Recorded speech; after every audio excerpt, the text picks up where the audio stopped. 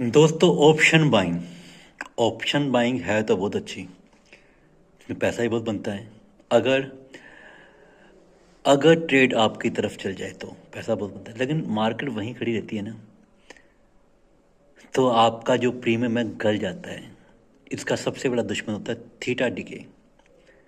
Theta एक ऐसा दुश्मन है ऑप्शन बायर का जो आपको मार के रख सकता है। मान लो आपने एक आपने एक स्ट्राइक प्राइस की एक कॉल खरीदी। कॉल आपका व्यू है कि वो 50 पॉइंट बढ़ेगा, 60 पॉइंट बढ़ेगा, 30 पॉइंट बढ़ेगा। तो आपने वो पॉइंट ले लिए और आपका व्यू भी ठीक है। उसके बावजूद आपको लॉस हो जाता है। इसका कारण ही थीटा डिके है, क्योंकि टाइम वैल्यू जो है वो ऑप्शन बायर को मार के रख देता है कि हमें तो सस्ता लगता है कि हमारा पैसा डबल हो जाएगा।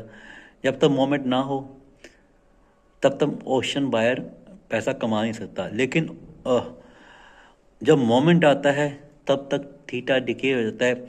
आपकी तरफ भी अगर मार्केट जाती है तब भी आपका लॉस होता है, क्योंकि तब तक वो जो स्ट्राइक प्राइस है उसकी वैल्यू बहुत कम हो जाती है।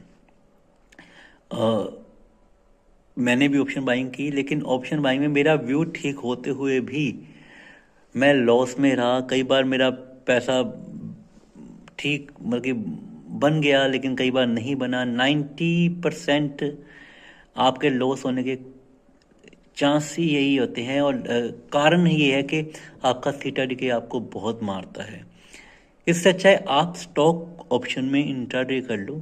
आपका अगर व्यू ठीक है, अगर आपका व्यू ठीक है, मैं फिर से कहूँगा, तो आप पैसा कमा सकते हो। अगर आपका टेक्निकल एनालिसिस आप ठीक करते हो तो आप पैसा कमा सकते हो। अगर आप टेक्निकल एनालाइज करते का आपका ठीक नहीं है तो ऑप्शन बाइंग में तो वो सट्टा होगा, वो आपका पैसा कमाने का जरिए नहीं होगा, और आप फिर उसमें रिवेंज ट्रेडिंग करोगे, पैसा कमाओ, उस पैसे को वापस लाने में आप अपना और पैसा गंवाते रहोगे।